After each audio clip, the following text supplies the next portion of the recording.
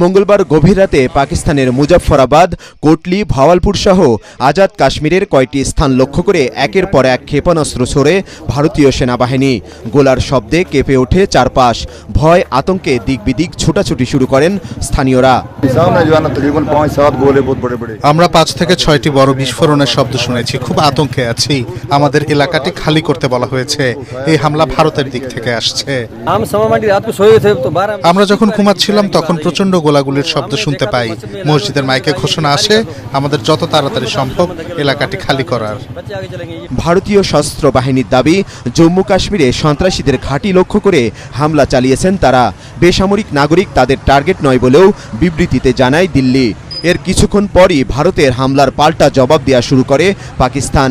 ভারত শাসিত কাশ্মীরের দুধনিয়াল চেকপোস্ট ও সেনাবাহিনীর একটি ব্রিগেড সদর দপ্তর ধ্বংস এবং 5টি যুদ্ধবিমান ভূপাতিতের দাবি করেছেন পাকিস্তানের প্রতিরক্ষামন্ত্রী।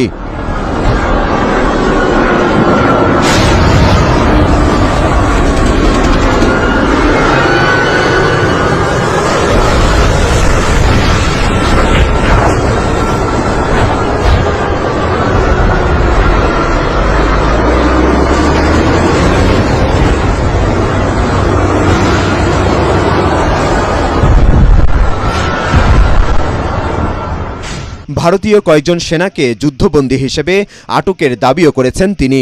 নিরাপত্তা প্রস্তুতি হিসেবে পাঞ্জাবে জারি করা হয়েছে জরুরি অবস্থা। পাল্টাপাল্টি হামলার ঘটনায় কাশ্মীরের রাজধানী শ্রীনগরের প্রধান বিমানবন্দর সহ উত্তর ভারতের বেশ কিছু এয়ারপোর্ট বন্ধ ঘোষণা করা হয়েছে।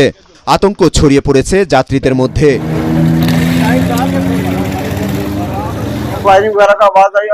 গুলির শব্দ শোনার সঙ্গে সঙ্গে আমরা সবাই জেগে উঠি। আমি আমার বন্ধুকে বাড়ি ছেড়ে চলে যেতে বলি।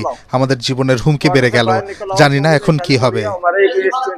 ভারতের এই ভুলের কড়া মাসুল দিতে হবে বলে সতর্ক করেছে পাকিস্তানের সেনাবাহিনী।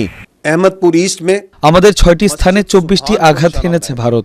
এতে 8 পাকিস্তানি শহীদ ও 35 জন আহত হয়েছেন। কোটলিতে একটি মসজিদেও হামলা করেছে তারা।